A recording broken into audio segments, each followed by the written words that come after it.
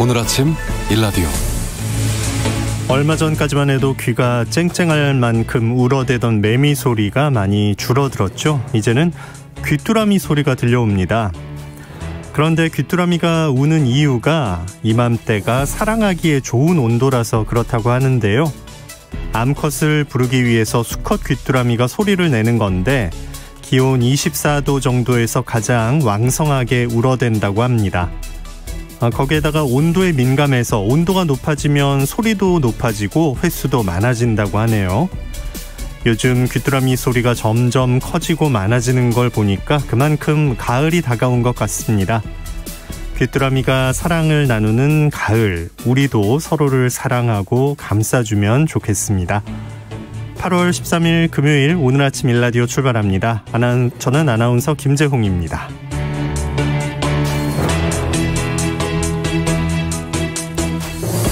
오늘 금요일 새농퀴 당첨자 발표가 있는 날입니다. 이번 주 정답과 선물 받으실 분들을 지금 바로 알려드립니다.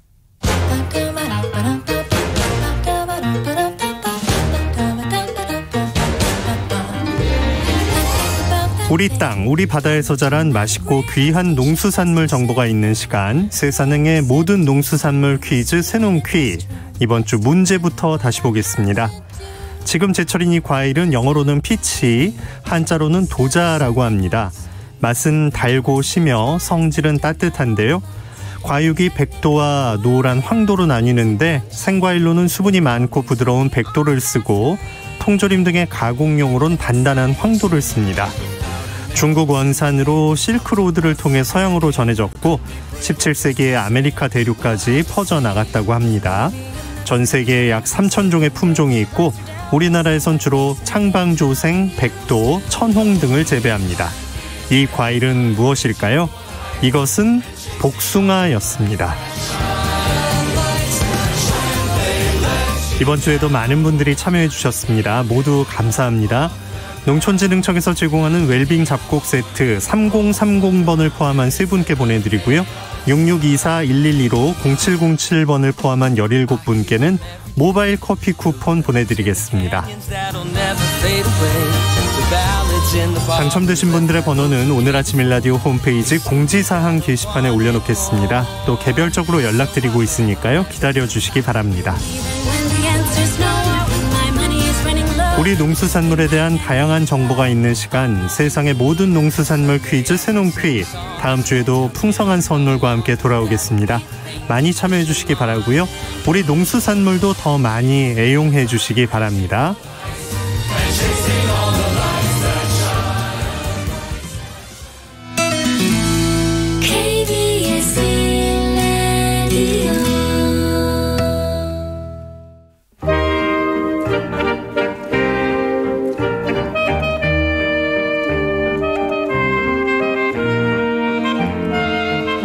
비료 공장에서 나온 1급 발암물질로 집단 암 발병 사태를 겪고 있는 곳, 전북 익산의 장점마을입니다. 주민 99명 가운데 33명이 암에 걸렸고 그중에 17명이 사망했고요. 이 밖에도 많은 질병이 발생하면서 장점마을 비극은 지금도 진행 중인데요. 오늘 농업 이야기, 농촌 지역에 들어선 기피시설이 마을 공동체에 어떤 영향을 미치는지, 해결책은 뭐가 있을지 짚어보겠습니다. 농촌사회학자 정은정 연구원 전화 연결합니다. 안녕하십니까? 네, 안녕하세요. 네, 이 마을의 비료 공장에서 대체 어떤 일이 있었던 겁니까? 예, 전북 익산시 한남면 이 장점마을에 2001년에 비료 공장인 금강농산이 들어섭니다. 유기질 비료 공장인데요. 원래는 흑벽돌 공장이 이렇게 비료 공장으로 바뀌고 공장이 가속되면서 이 지형적인 특성상 바람이 날아들어오고 그리고 또 폐수가 발생하고 이렇게 되면서 장점마을 주민들이 직접적인 영향을 받게 됐는데요. 비료는 크게 유기질 비료와 무기질 비료로 나뉩니다. 유기질 비료 같은 경우에는 뭐 기름을 짜거나 남은 유박이나 또 생선을 가공하고 남은 어박 뭐 이런 것들이 들어간 것을 유기질 비료라고 하는데 네. 이 금강농산이라는 비료 공장에는 담배를 만들고 남은 그 찌꺼기인 연초박을 넣어서 이렇게 그 생산한 비료 공장이었습니다. 뭐 담배 안 좋은 건 누구나 다 아실 텐데요. 이 담배를 만들고 난 다음에 이 연초박으로 가열을 하고 건조를 하는 과정에서 다량의 발암 물질이 대량 발생을 하게 됩니다. 그래서 앞서 말씀하셨듯이 마을 주민 17명이 암으로 이렇게 세상을 떠나는 굉장히 좀 고통스럽고 불행한 사건이 있었는데요. 예, 그런 일들이 지금 이 작은 농촌 마을에 벌어져 왔고 여전히 그 갈등이 이어지고 있습니다. 네. 공장이 하나 들어와서 거기서 이제 이것저것 좀 나오면서 이런 일이 벌어진 건데 원래 장전마을은 어떤 곳이었나요? 이 마을 주변의 자연환경이 굉장히 좋기로 유명한 지역이었다고 합니다. 등산로로 유명한 한라산이 있고요. 또 웅포 관광지가 있고 이 뭐 한라산 줄기에서 내려오는 물 같은 경우에는 뭐 약수로도 굉장히 유명했고요. 그래서 지하수의 오염이나 이런 것들이 없었기 때문에 농업용수와 생활용수로 이렇게 잘 이용을 하고 있었다고 합니다. 쌀을 위주로 농사를 짓고 고구마나 참깨 또 고추 농사를 짓는 전형적인 농촌 마을이었는데요. 땅이 넓고 기름져서 마을 공동체가 굉장히 활성화됐었고 주변에서도 또 부촌으로 굉장히 유명했었다고 하면서 이렇게 마을에 대한 굉장한 자부심이 있었던 그런 지역이었습니다. 그런데 이제 아무래도 이런 공장이 들어서면서 굉장히 위축이 되고 말았죠. 예. 완벽하게 차단을 하든지 이게 네. 퍼질 걸 알았다면 거리를 더 두든지 했어야 할 텐데 일단 일이 벌어지고 말았네요. 주민들 건강 어땠습니까? 예, 악취 그리고 매연, 그 폐수 등이 발생이 되면서 환경이 오염되고 이는 바로 지하수를 쓰는 주민들에게 직접적인 영향을 주었습니다. 예. 어떤 각종 피부병이나 또 기침에 시달리기도 하고요. 또 우울증도 오고 또 암 같은 이런 각종 질병에 시달리면서 또 무엇보다 이렇게 이웃들이 아프고 또 이렇게 그 사망하는 것을 속수무책 지켜보니까 그 심리적인 고통이 미루어 짐작이 가능하죠. 네. 네. 마을에 진짜 재앙이 닥친 건데 주민들은 그 경제적으로도 좀 힘들어지셨겠어요? 예, 주민들 90% 이상이 농업에 종사를 하고 인근의 익산이나 군산시에 이렇게 주변 시장에 농산물을 직접 판매하기도 했는데요. 예. 그 이후에 상인들로부터 혹시 장전마을 농산물이냐라는 이런 질문을 받으면서 굉장히 슬펐다라는 이런 이야기도 하시고요. 공장이 가동되면서 가장 큰 문제가 이런 생업인 농업 경영에 큰 피해가 발생을 했습니다. 먼저 야외 작업을 위주로 하는 주민들이 악취가 심해지면서 작업을 하다가 그냥 집으로 올 수밖에 없었고요. 또 질병 때문에 병원을 자주 다니게 되면서 농업 생산성이 굉장히 큰 지장을 주었습니다. 안 그래도 전반적으로 젊은 층들이 적은 이 마을에 암으로 인한 사망자와 또 각종 질병을 가진 환자가 증가를 하게 되면서 농업도 포기하고 또 이 마을을 떠나게 되면서 더더욱 이렇게 마을이 위축되고 또 이렇게 고립되고 그런 그 악순환들이 반복되었습니다. 네. 이걸 이제 여기저기 호소를 했을 것 같은데 지자체와 정부에서는 어떤 노력을 했나요? 예, 공장은 2017년에 폐쇄를 했고요. 주민들이 그동안 오랜 저항을 했고 또 시민들의 어떤 연대 활동이 굉장히 활발했었습니다. 공장 가동 초기부터 이 매연과 악취가 굉장히 심해서 인근 10여 개의 마을까지도 확산이 됐었는데요. 네. 이렇게 여러 가지 노력은 했었지만 결국에는 이 뒤에 후속 처리 과정들이 여전히 제대로 해결되지 않으면서 주민들의 고통이 해결되고 있지 않아서 오늘 이렇게 또 이 일을 한번 해보는 거죠. 예. 예. 전체적으로 좀 많이 우울해졌다고 아까 얘기하셨는데, 이게 한마음 한뜻이면 좀 다행인데 쉽지가 않은 게 이런 일이 좀 길어지다 보면 내부 갈등이 좀 생겨나진 않았을까? 이 점도 좀 걱정이 되네요. 예, 다양한 그 피해로 발생이 되는데 육체적이고 또 정신적인 피해가 이 주민들의 의식주와 그리고 경제적 피해뿐만 아니라 공동체 생활에도 굉장히 큰 지장을 주게 됩니다. 앞서 말씀하셨듯이 이렇게 장전마을이라는 굉장히 자부심이 넘치던 마을이 어느 순간에 우리 마을에서 생산된 농산물이라는 것도 숨겨야 되고 네. 또 이렇게 보게 되면 그 손자녀들이 왔다가 하루도 못 있고 그냥 가게 된다던가 그리고 자식들이 방문이 뜸해진다던가 그리고 자기가 이 마을에 출신다는 것들을 숨긴다던가 하는 굉장히 그런 고통들까지 그리고 이렇게 지역의 어떤 그 이해관계들이 또 얽히게 되면서 큰 갈등으로 이어져서 이런 환경 문제는 단순히 악취나 폐수 이런 문제가 아니라 지역사회의 어떤 큰 갈등으로 계속 이어진다는 이어지죠. 예. 네. 주민들의 삶 전체를 바꿔놨다고 봐야 할 것 같은데 긴 싸움이었습니다. 2019년에 정부가 공식 인정을 했다고요. 바람의 원인이 공장 쪽에 있다 이렇게요. 네, 이게 최초의 그 인정받은 사건이기도 합니다.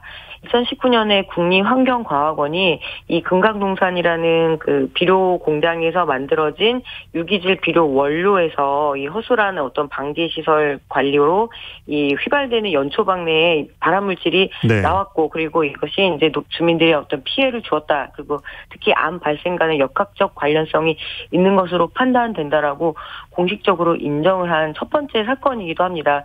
그래서 이 장전마을 사건을 통해서 이때까지 농촌에서 벌어진 이런 문제들을 더욱더 조금 더 생각을 해보게 된 그런 중요한 사건이기도 하고요. 네. 네. 17분이 돌아가셨는데, 아니, 이게 주위 다른 마을도 있을 거고, 또 다른 지역 어딘가에도 이런 비슷한 일이 있지 않을까 싶은데, 인과성 첫 번째 사례라는 게 좀 놀랍네요. 네, 인과성을 증명하는 것 자체가 굉장히 매우 어려운 일입니다. 아무래도 이 한참 그 후에 이게 벌어지는 일이기 때문에 예. 정말 그 문제 때문에 이렇게 그 암이나 혹은 이제 그 건강에 문제가 발생을 하였느냐라고 이렇게 증명을 하기가 굉장히 어렵고요. 특히 환경 오염 같은 경우에는 굉장히 장기적인 영향입니다. 건강과 그리고 경제적인 피해, 사회적 피해 등 다양한 형태로 피해가 드러나는 사건이어서 매우 복잡한 양상을 갖고 있습니다.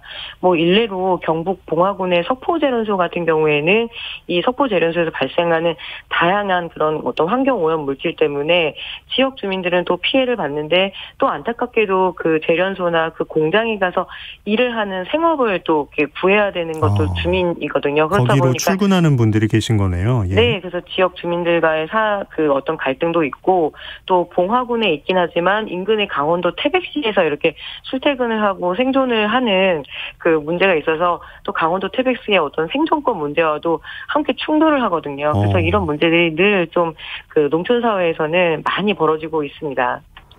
네. 이 건을 봤을 때 그 처벌은 어떻게 내려졌나요? 네, 그 익산 장전마을에 이번에 암 집단 발병을 불러온 비료공장과 이 대표이사 등에 대한 어떤 형사처벌이 이루어졌는데요. 2019년 2월 1심에서 이 비료공장 대표이사가 징역 2년을 선고받았습니다. 또 공장장은 징역 1년에 집행유예 2년, 그리고 또 다른 공장장 한 명은 징역 1년에 집행유예 2년을 이렇게 받고 사회봉사 160시간을 각각 선고를 받았는데요. 이 비료공장은 양벌 규정에 따라서 벌금 500만 원을 받았는데 아무래도 주민들 입장에서는 그동안 그런 큰 피해를 받았는데 이 정도의 그 사법 처리로는 좀 충분하지 않다라고 느끼는 것이 현실이고요. 예. 네. 민사 쪽은 어떻습니까? 네? 민사 쪽이요. 예, 민사 쪽도 지금 계속 이제 지금 국가하고 뭐 이렇게 농진청하고 또 지자체에 이렇게 그 민사소송을 걸고 있는데요. 네. 잘 아시다시피 좀 한참 걸리는 문제고 무엇보다도 고령의 농민들이 계속 대응하기가 쉽지가 않은 그런 상황이어서 여전히 지금도 1인 시위부터 해서 다양한 이런 어떤 저항 활동들을 하고 있는데 그래서 오늘 한번 이렇게 또 그 지역의 문제여서 이렇게 나도에서 한번 다뤄봐야 될 것 같더라고요. 네. 소송을 좀 도와주는 분들은 많이 계십니까? 직접 하기도 쉽지 않으시잖아요. 예, 그리고 그동안에 이 사건이 장전마을 사건이 그래도 공식적으로 인정을 받았던 거는 지역 주민들의 노력이 일단 있었지만 시민사회들이 함께 손을 잡아준 일이거든요. 네. 그래서 장기적으로 아무래도 이렇게 하다 보니까 지치기도 하고요. 또 끝까지 이 싸움을 이어가지 못하고 갈등이 생기고 떠나고 이런 상황이었는데 그동안 이 시민사회의 힘이 굉장히 있었다는 건데 그래서 또 다시 한번 이렇게 좀 연대 활동에 대한 촉구들을 하고 있는 그런 상황입니다. 네. 주민들이 또 공장 쪽 말고 다른 아까 몇 기관들에 대해서 뭐 얘기하고 있다는 거, 그 얘기는 뭡니까? 예, 이 농진청에 대해서 처음부터 이 담배박이라고 하죠. 이 연초박을 사용하지 않게끔 이렇게 허용을 하지 않았으면 이런 문제도 없지 않았느냐라고 하면서 지금 농촌진흥청에 책임을 묻고 있는데요. 네. 이 농진청 같은 경우에는 국립농업과학원에다가 이 문제에 대해서 과학적인 의뢰를 했다라고 이야기를 했고요. 근데 실제로 이 1급 발암물질이 나왔다라는 그런 유해성 조사가 충분히 그동안 이루어졌다라면 장전마을의 암 집단 발병도 발생하지 않았을 것이기 때문에 농진청이 이 문제에 대해서 책임을 져야 한다라고 지금 현재 그 장전마을 주민이 그 주장을 하고 있는 상황입니다. 네. 이게 민사로 끝나려면 진짜 시간이 많이 걸릴 테니까 지금 이제 어떻게 생활하시는지도 중요할 것 같은데 회복 노력은 어떤 식으로 이루어지고 있나요? 네, 이산시와 전라북도 12개 분야에 거친 어떤 사후 대책을 진행을 하고 있고요. 예. 대상 소송이나 이런 다양한 갈등들이 또 새롭게 만들어지고 있는 그런 과정인 거죠. 지금 공장의 폐건물이 약 4년째 이렇게 방치되어 있어서 이것들을 어떻게 처리할 것이냐 이런 이야기들도 계속 있고 있는데요. 특히 주민들 같은 경우에는 익산시를 상대로 그동안 이런 관리 감독의 부재나 그리고 감사원의 공익감사를 청구하고 고요. 그래서 이 지자체나 정부가 결국은 함께 고민을 해야 된 사회적 고통 중에 하나인데, 이 환경 오염 문제나 그리고 이런 문제들이 지역에 굉장히 큰 피해를 줄 뿐만 아니라 그 주변 지역까지도 굉장히 위축을 시키거든요. 그래서 이런 문제들 굉장히 조금 더 심사숙고를 해야 되고, 또 사실 대도시에는 감히 들어서기도 어려운 그런 환경 유해 시설들이 고령의 농민들 그리고 힘이 없다는 이유만으로 너무나 농촌에 손쉽게 들어갑니다. 그래서 이 문제들 같은 경우에는 어떤 사회적 합의 그리고 굉장히 심사숙고를 해야 될 그런 문제이죠. 네. 아니, 공장이 하나 들어온다. 처음에는 언뜻 거리도 좀 있고 하면 우리에게 도움이 되지 않을까 싶을 텐데 진짜 따져볼 점이 정말 많네요. 이런 처음에는 그렇죠. 예. 이런 사례를 보면서 정부와 지자체도 앞으로는 좀 더 선제적으로 좀 대응을 할 필요가 있겠어요. 네, 그렇습니다. 그래서 결국에는 이렇게 오랜 싸움이 벌어지고 지역 주민들이 갈등을 하면 사회적 비용이 발생을 하거든요. 네. 그래서 들어서기 전에 충분한 어떤 정보를 제공을 하고 또 지역 주민들의 이해를 구하고 이런 과정들이 반드시 필요한데 그동안은 아무래도 농촌에 사람도 없고 또 고령의 농민들이 계시고 하다 보니까 그냥 예를 들어서 그런 폐기물을 처리하는 업체라든가 어떤 환경 기피 시설들이 별 설명 없이 그냥 턱하니 들어서고 이후에 이렇게 후속으로 큰 고통을 겪는 과정들이 매번 반복되거든요. 예. 그래서 이 장전마을 사건을 통해서 또 많이 깨닫는 바가 그런 부분들 충분한 합의와 그리고 환경 어떤 그 정화시설이라든가 더욱더 철저하게 관리를 해야 되죠. 네. 네. 농업 이야기 오늘 농촌사회학자 정은정 연구원과 장전마을 이야기 나눴습니다. 고맙습니다. 네, 고맙습니다.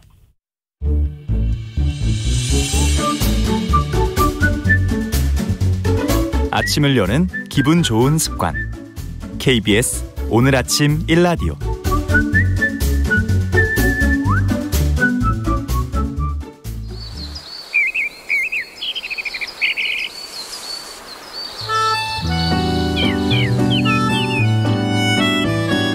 숲으로 가는 길. 숲으로 가는 길 숲해설가 김서정 작가와 함께합니다. 안녕하세요. 네, 안녕하세요. 네. 조금 시원해진 것 같으세요? 어떠십니까? 네, 좀 시원해졌습니다. 네. 오늘, 8월인데, 어느 숲으로 가볼까요? 예. 여름철 최고 피서지는 바닷가와 계곡인데요. 지금은 코로나로 문을 열지 않은 곳이 많은 것 같습니다. 네. 피서지마다 문제가 되는 것은 어마어마한 쓰레기들입니다. 전남 지역에서 최고의 피서지 가운데 하나인 곡성 청계동 계곡도 여름만 되면 몰려드는 피서객 때문에 수질 및 생태 환경이 몸살을 앓았다고 하는데요. 그래서 생태계 회복을 위해서 2017년 7월부터 2년간 자연 휴식 연제를 실시하면서 그곳에 국립 곡성 치유의 숲을 조성해 2019년 개방을 했답니다. 예. 하지만 작년에 수해를 입어서 다시 복구 공사를 하고 있고요. 그렇지만 치유의 숲은 운영하고 있어 그곳을 소개해 드리겠습니다. 이렇게 진짜 잠깐 휴식을 주면 자연은 또 그 힘으로 다시 되살아나잖아요. 네, 그렇습니다. 그 기간을 거치고 치유의 숲을 운영하는 거군요. 네. 계곡 진짜 여름에 사진만 봐도 등이 시원해지는 그런 느낌을 받는 정말 좋은 피서지인데 곡성은 또 그 영화 곡성이 나오면서 공포 무서워서 또 소름이 돋는 그 곡성 지역에 치유의 숲이 있는 거네요. 예, 그렇습니다. 그래서 그 영화 곡성은 곡하는 소리를 뜻하고요. 전남 곡성은 신라 시대 때는 구부러지게 쌓은 성처럼 산과 강이 흘러 구불곡자와 성성자를 써서 곡성이라고 했다가 고려로 가면서 수많은 골짜기 때문에 이 장사꾼들이 교통이 불편해서 통곡을 한다고 해서 영화 곡성처럼 곡성으로 불렸답니다. 그랬네요. 그런데 이 울곡자의 뜻이 좋지 않아서 곡식 곡자를 써서 곡성으로 변경을 했는데 곡식 곡자를 쓰니까 조세가 많이 부과되어서 골짜기 곡자로 바꿔 지금까지 내려오고 있다고 합니다. 야, 네. 예. 그 영화 곡성은 실제로 그 곡성에서 촬영을 많이 했다고 하는데요. 그 영화가 남겨준 인상 때문인지 또 평일이라 공사하는 사람 말고는 인적이 거의 없어 좀 으스스했는데요. 이 동학산에서 내려와 섬진강까지 4km에 걸쳐 있는 그 청계동 계곡 일부를 보는데 그 여름 햇빛에 반짝이는 매끄러운 바위와 돌들이 그 신선히 거주하는 것좀 상당히 아름다웠습니다. 네. 그러면서 여름마다 쓰레기 때문에 통곡을 했을지도 모를 저 천연의 자연이 영원히 자기 모습을 가지고 있었으면 하는 생각이 좀 들었습니다. 아유, 물론입니다. 네. 아니, 가지고 간 거 다 그냥 가져오면 되는데 그걸 버리고 와서 참, 네. 이게 계곡 가면 이제 먹을 것도 좀 꺼내놓고 그러면서 이제 쉬었던 건데 그게 숲에는 참 힘들게 우리가 했던 게 아닌가 미안해지네요. 맞습니다. 이제는 다른 방법으로 자연과 함께 스트레스를 극복하게 되는 치유의 숲. 이런 곳이 국내에 또 많이 있나요? 예, 많이 있습니다. 그래서 국내 치유의 숲 역사는 11년 되었는데요. 2010년 9월 법률에 치유의 숲이란 말이 처음 등장했고요. 이 치유의 숲을 운영하는 기관은 산림청 산하 한국산림복지진흥원입니다. 네. 그러니까 숲을 통해 국민의 행복감을 증진시키는 게 목적이라고 하고요. 그래서 국립치유의 숲이라는 이름을 달고 있는 곳은 양평, 대관령, 대운산, 김천, 제천, 예산, 곡성에 있습니다. 네. 그 각 치유의 숲마다 일반인은 물론 고령층, 장애인, 다문화 가정, 저소득 가정, 아토피 환자 가정, 임신부 등을 대상으로 한 치유 프로그램을 운영하고 있는데요. 평소에 숲에 가지 않던 분들도 여름에 계곡에는 한 번쯤 가는데 치유의 숲이 있다는 것은 이제 사계절 언제든지 숲에 들어갈 수 있다는 걸 의미한다고 볼 수가 있습니다. 네. 숲에 들어가는 것이 치유다. 네. 피서철만이 아니라 사계절 숲에 들어가서 좀 심신을 회복하는 게 좋을 것 같은데 어떤 나무를 오늘 소개해 주실 건가요? 네, 칡입니다.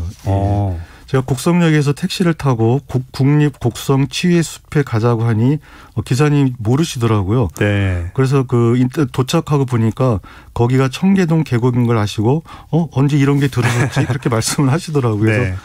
그 말을 듣고 나서 답사를 하려니까 약간 머리가 어질어질했는데 그때 마침 입구에 나무들이 심하게 엉켜있는 모습이 보였습니다. 푸른 이파리 이후로 뾰족한 첨탑처럼 고개를 내밀고 있는 꽃이 보였는데요. 불그스름하면서도 자줏빛을 띤 꽃잎이 꽃대 아래에서부터 피어 올라가는 것 같았고요. 예. 가까이 가서 보니 꽃잎 안에 이 곤충을 유혹하는 노란색 무늬도 보였고 그 아래에 바늘처럼 돋아난 암술과 수술도 언뜻 보이는 것 같다. 그 꽃을 보니까 머릿속이 맑아지면서 얼굴이 환해졌습니다. 치유가 되셨네요. 네, 맞습니다. 근데 이 봄에 꽃을 피운 나무들은 이제 열매를 만들어가고 있어 나무에 핀 꽃들을 보기 어려운 여름에 꿀도 아주 많이 담고 있다는 칡꽃을 봐서 그런 것도 같고 덩굴나무라 숲을 가꾸는 사람들에게는 골칫덩으로 낙인 찍힌 칡에게도 아름다운 면모가 있다는 걸 느꼈기 때문인 것 같습니다. 네. 칡꽃이 진짜 지금 유튜브 화면에 나오고 있는데 자줏빛 띠면서 정말 예쁘네요. 예쁩니다. 예. 이 다른 나무를 감고 올라가는데 네. 이런 또 꽃을 우연히 만나셨네요. 이 곡성에 가셔서. 네.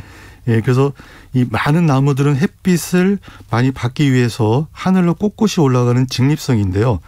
칡은 왜 그렇게 생장해 있는지는 모르지만 줄기가 약해서 스스로 중력을 거슬러 자랄 수 없어 민폐를 끼치긴 하지만 그래도 아름다운 꽃을 피우는 것도 역시 살기 위해서 그런 것 같습니다. 이 콩과 식물인 칡은 길이가 10m까지 자란다고 하는데요. 이 정도면 여러 나무를 뒤덮을 수 있지만 핵심은 칡도 무한히 자라지는 않는다는 것입니다. 네. 이처럼 직립하지 못하는 나무들은 덩굴 손을 내서 상대를 감고 자라는데요. 감는 방향이 남반구와 북반구 식물이 다릅니다. 이 역시 햇빛을 잘 받기 위한 전략인데요. 남반구에서 자라는 것은 시계 방향으로 감고 칡처럼 북반구에서 자라는 식물은 시계 반대 방향으로 감고 올라갑니다. 렉거를 보면은 인간이 먹이 사슬의 맨 위에 군림하는 현 시대에는 가장 강한 식물들이 더 강해지고 있다.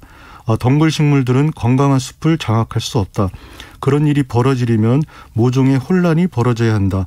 숲에 뭔가 큰 상처가 나서 땅에 공간이 생기거나 텅 빈 나무 둥치, 해가 뜨는 땅대기가 있어야 덩굴이 자리를 잡을 수 있다. 이런 상처를 내는데 인간만큼 능숙한 존재는 없다. 어이고. 이런 슬픈 글이 있었는데요. 네. 이 글을 보면 무법자로 묘사되는 칡에게 무조건 오명을 씌울 수는 없을 것 같습니다. 예. 그렇죠. 뭐 건강한 숲에 덩굴식물 자라기 어렵다는 말 같기도 한데 칡은 참 우리에게 많은 걸 줬잖아요. 예, 많이 먹었어요. 사실요. 예. 늘 칡즙 있고 등산로 입구에. 맞습니다. 예. 그래서 이 칡즙 말고도 또 칡꽃, 이 칡꽃도 차나 술로 만들어서 음용을 했습니다. 그랬군요. 네. 또 이 칡에게는 녹말이 많아서 냉면 등 음식으로도 많이 만들어 먹었고요. 이 줄기는 새끼줄 대신으로 사용을 많이 했습니다. 네. 그래서 이처럼 우리 삶에 큰 기여를 한 칡이었는데요. 칡을 영어로 카주라고 합니다. 이는 칡의 일본어인 쿠주와 거의 같은 건데요. 역사를 보면은 1876년 일본은 미국 독립 100주년을 기념해 칡을 미국으로 보내주었습니다. 이와 관련해서 레거를 또 보면은요, 두꺼운 리본과 같은 칡 덩굴은 미국 남부 지방의 고속도로 수천 킬로미터를 수놓는다. 우리가 빈 맥주 깡통과 담배꽁초를 던지는 고속도로 옆 배수로에서 칡 넝쿨은 번장한다. 그들은 늘 잊지 않아야 할 곳에서 자라서 더 예쁜 분홍 층층나무를 가려버린다. 쓰레기 더미를 헤치고 들어가 보면 30m가 넘는 칡 덩굴이 한 뿌리에서 나온 것임을 발견할 것이다. 라는 글이 있는데요. 네. 또 다른 자를 보면 놀랍군요. 사람들이. 예. 미국은 되게 골칫덩어리인 것 같습니다. 네. 그래서 다른 자를 보면은 1953년부터 미국 농무부에서 유해식물로 지정해 관리하고 있으며 피해액과 제거 비용을 합해서 매년 5억 달러 이상의 엄청난 손실이 발생하고 있다. 이런 그 글도 있었습니다. 우리의 경우 커다란 칡뿌리를 흙 속에 진주라고 해서 귀한 약재를 쓰는데요. 그 약효 때문에 주로 겨울에 많이 캐러 다니십니다. 그래서 미국과 달리 우리에게는 칡이 있어서도 없어서 안 되는 그 어떤 지점에 있는 식물 같습니다. 네. 국립곡성 치유의 숲 둘러보고 있습니다. 우리가 미국에 가서 좀 캐와도 좋을 것 같은데. 예. 다른 나무 하나 더 소개해 주세요. 네, 소개해드리겠습니다. 먼 길을 달린 노덕을 단번에 달린 칡꽃을 보고 나니까 또 다른 꽃이 보고 싶어서 계속 길을 걷는데 쌀이꽃이 좀 아직 남아 있었고요. 그다음에 나팔 모양의 개요등 꽃도 피어나고 있어 힐링이 되고 있었는데 숲길을 계속 걷다 보니까 중부 지방에서는 조금 보기 힘든 노각나무가 꽃처럼 아름다운 껍질을 드러내며 여러 그루 자라고 있는 게 보였습니다. 그래서 노각나무를 소개해드리겠습니다. 네, 노각나무. 나무 껍질이 그렇게 아름답습니까? 예, 그렇습니다. 그래서 이 노각나무는 차나무과 낙엽 교목인데요. 높이 7에서 15m까지 자라고요. 이 나무 껍질을 보면 모가나무처럼 알록달록 얼룩이 져 있고요. 또 만져보면은 배롱나무처럼 매끌매끌합니다. 그래서 비단나무라고도 불리는데요. 다르게 보면은 갓 돋아난 사슴뿔처럼 보인다고 해서 녹각나무라고 했다가 지금은 노각나무로 이렇게 부르고 있습니다. 네. 이 전 세계적으로 노각나무는 7종이 있는데요. 그중에 우리나라 노각나무가 가장 아름답다고 합니다. 노각나무 학명은 주로 스테와티아 슈도카멜리아 맥심으로 표기를 하는데요. 여기서 종소명 슈도카멜리아는 가짜라는 뜻의 슈도와 동백나무를 뜻하는 카멜리아의 합성으로 말을 풀게 되면 노각나무는 가짜 동백나무가 된다는 뜻이고요. 또 이명으로 스테와티아 코레아나 나카이 엑스 레더가 있는데요. 종소명 코레아나는 한국을 뜻하는 것으로 노각나무는 우리 토종나무입니다. 그러네요. 네. 가장 아름다운 우리 토종인데 왜 보기가 어려운가요?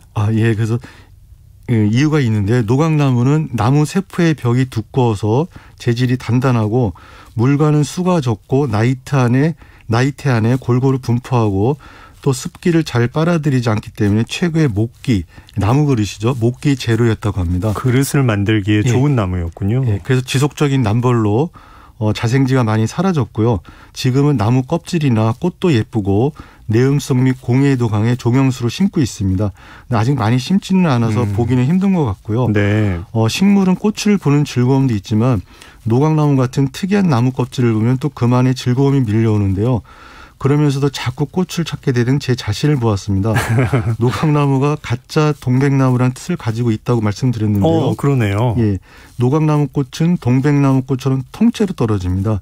그래서 아기 주먹만한 하얀 꽃들이 노란 꽃술을 드러내며 푸른 이파리 사이로 군데군데 피어 있는 걸 보면은 마치 내가 살아있는 듯한 느낌을 받는데요. 그것은 역시 꽃이 귀한 초여름에 활짝 피기 때문입니다. 얼마나 예쁠까. 예, 초여름에 좀 봤어야 하는데. 그러면 못 보고 돌아오신 거예요? 네, 봤습니다. 어디서요? 밑에서 봤습니다. 그래서 이 노각나무를 아무리 올려다봐도 꽃을 볼 수가 없었습니다. 네. 그래서 고개를 숙이고 이렇게 나무 아래를 보니까 꽃 하나가 떨어진 게 보였습니다. 그래서 보니까 살짝 흙에 묻히고 조금 시들어가고 있었지만 그 꽃을 부는 순간 숲에 들어오기를 잘했다는 생각이 들었습니다. 네. 영화 곡성의 대사 가운데 무엇이 중헌디 도대체가 무엇이 중하냐고 이런 게 되게 유명한 대사인데요. 예. 인간의 물질 생활은 물론 정신 생활에도 큰 도움을 주는 식물과 숲에 쓰레기는 절대 남기지 말고 아끼고 잘 지켜나가는 게 중요할 것 같습니다. 네, 노각나무 꽃 얘기까지 지금 유튜브 화면에 꽃 사진이 있으니까요. 한번 보시면 좋겠고요. 국립곡성 치유의 숲 둘러보면서 칡과 노각나무 이야기 나눴습니다. 숲으로 가는 길 숲해설가 김서정 작가님 고맙습니다. 네, 감사합니다. 자, 오늘 날씨 어떤지 알아보겠습니다. 오늘 전국이 대체로 흐리겠습니다. 제주도와 남해안에는 비가 내리겠습니다. 기상청은 제주도와 남해안에 비가 오다가 낮에 소강 상태를 보이겠다고 하고요. 대기 불안정으로 충북과 남부 내륙엔 오후부터 밤 사이에 소나기 오는 곳이 있겠고 동풍의 영향으로 강원 영동에는 낮부터 비가 오겠습니다. 예상 강수량을 보면 제주도는 50에서 100mm, 남해안 10에서 60, 강원 영동 5에서 30mm입니다. 소나기는 충북과 남부 내륙에 5에서 30mm 정도 내릴 것 같고요. 제주도를 더 자세히 보면 내일까지 천둥 번개를 동반한 시간당 30에서 50mm의 매우 강한 비, 또 소나기 내리는 지역이 있을 것 같으니까요. 피해 없도록 사전 대비 철저히 하셔야겠습니다. 대체로 흐린 날씨가 이어지면서 폭염특보가 일시적으로 해제되는 곳이 있겠는데요. 오는 15일부터는 다시 낮 기온이 조금 오를 전망입니다. 오늘 낮 최고 기온은 26도에서 32도 사이가 되겠습니다. 오늘 아침 일라디오 듣고 계신 지금 시각은 6시 46분입니다.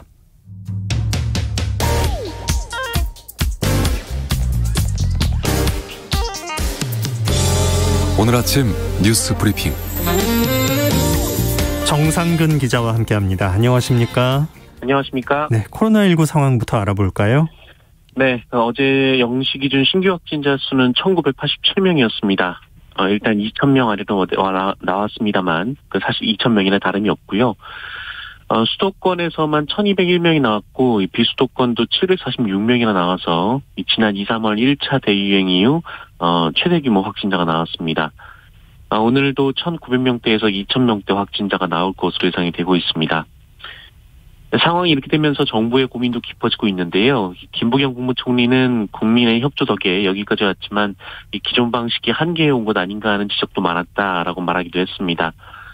이 전문가들도 거리 두기를 더 강화해야 한다라는 의견이 있고 또 중증과 사망자 관리 위주로 방역 지침을 바꿔야 한다라는 의견으로 나뉘고 있습니다. 하지만 정부는 현재의 방역 수칙을 유지한다는 입장인데요. 당장 병상 확보를 위해 민간 병원의 코로나 중환자용 병상을 의무적으로 마련할 것을 당부했습니다.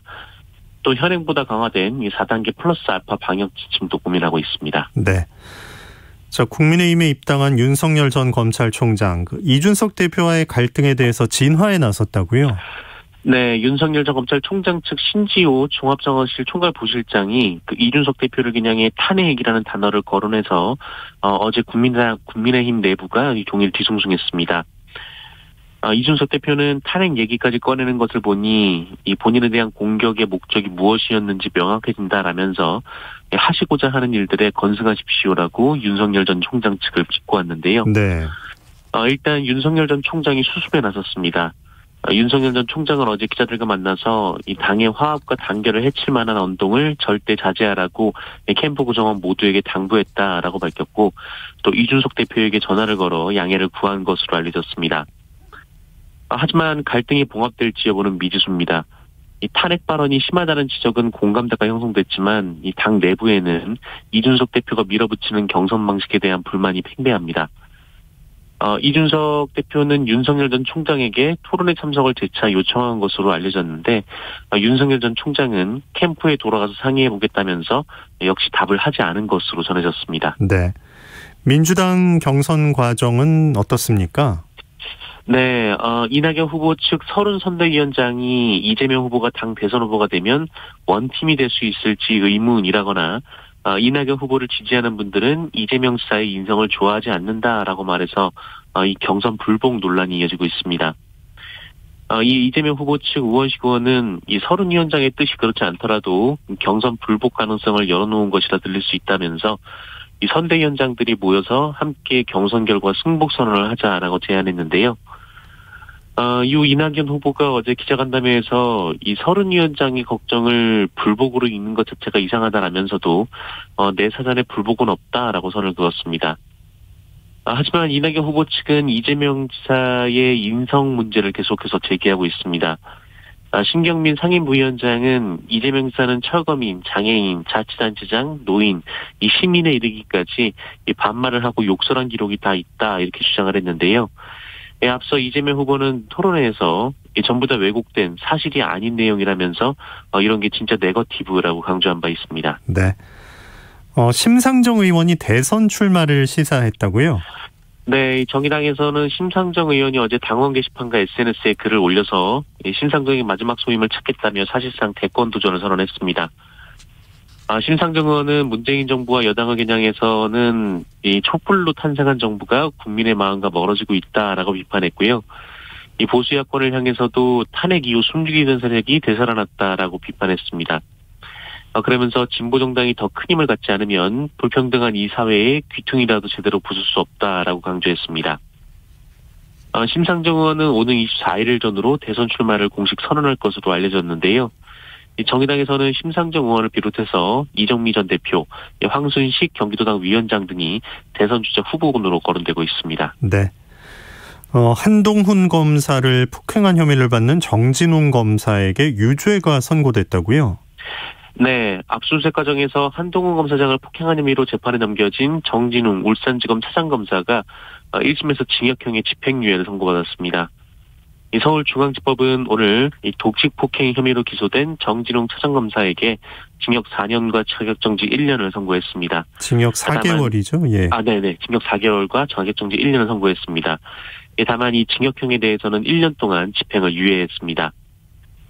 이 정진웅 차장검사는 지난해 7월 29일 이 법무연수원에서 한동훈 검사장의 휴대전화 유심칩을 압수수색하는 과정에서 한동훈 검사장의 몸을 눌러 폭행해 전치 3주의 상해를 입힌 혐의를 받고 있습니다. 한동훈 검사장은 당시 이동재 전 채널A 기자 강요미수 사건에 연루됐다라는 의혹으로 수사를 받았는데요. 이 정진웅 검사는 휴대전화를 압수하기 전에 이 한동훈 검사가 휴대전화를 사용해서 이를 증거인멸 시도로 보고 제지했을 뿐 폭행의 의도나 이유가 없다고 주장했습니다만 받아들여지지 않았습니다. 네. 해군에서 상사에게 성추행을 신고한 중사가 부대 숙소에서 숨진 채 발견됐다고요? 네, 얼마 전 이 공군 성추행 사건으로 이 논란이 크게 일었었는데요. 네. 해군에서도 비슷한 일이 벌어졌습니다. 상사에게 성추행을 당했다고 신고한 해군 중사가 부대 숙소에서 숨진 채 발견된 건데요. 해군은 이 중사가 극단적인 선택을 한 것으로 보고 있습니다. 지난 5월 27일 이 중사는 상관인 모 상사와 함께 이 민간 식당에서 식사를 하던 도중에 성추행을 당한 것으로 전해졌습니다. 두 사람은 섬 지역에 있는 부대에서 근무했는데 사건 직후 이 피해자 중사는 이 부대 상관 한 명에게 피해 사실을 알렸다고 해군은 설명했습니다. 그런데 해군은 이 중사가 8월 7일 이 부대적 면담을 하고 이틀 뒤인 9일에 정식 신고 접수와 함께 다른 부대로 전수 조치됐다라고 설명했습니다. 사건 정식 접수와 가해자와의 분리 조치가 이 사건 발생 2달이 넘은 뒤에야 이루어진 셈인데, 예. 그리고 다른 부대로 옮겨진 지 나흘 만에 이 중사가 부대 숙소에서 숨진 채 발견이 된 겁니다. 이 역시 공군 사건과 비슷합니다. 그리고 이 중사가 사망한 뒤에야 이 해군 참모총장과 서울 국방부 장관에게 보고가 이루어진 것도 이 전에 공군 사건과 유사하다라는 지적이 나오고 있습니다.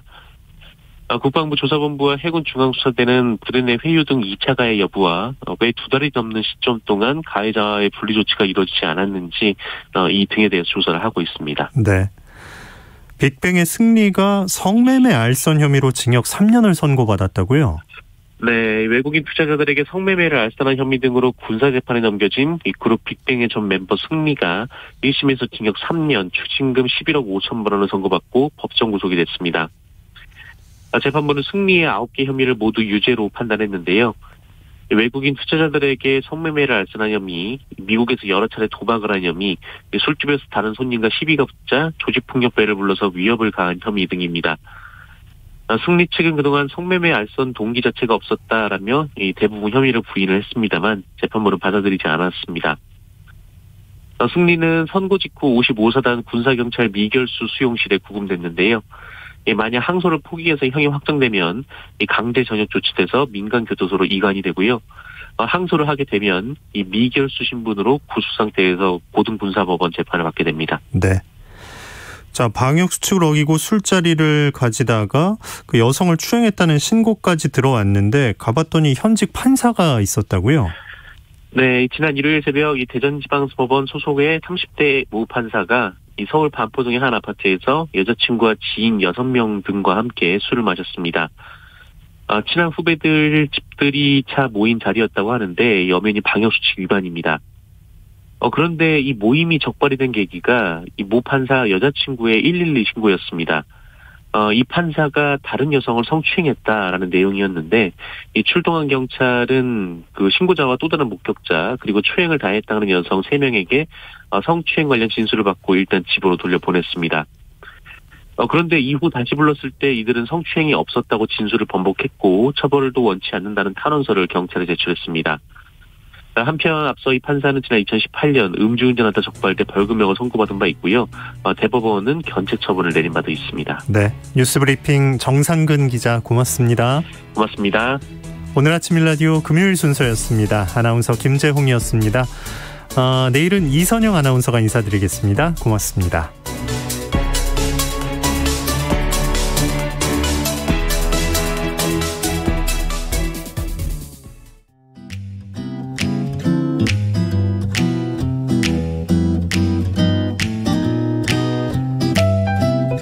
안녕하세요.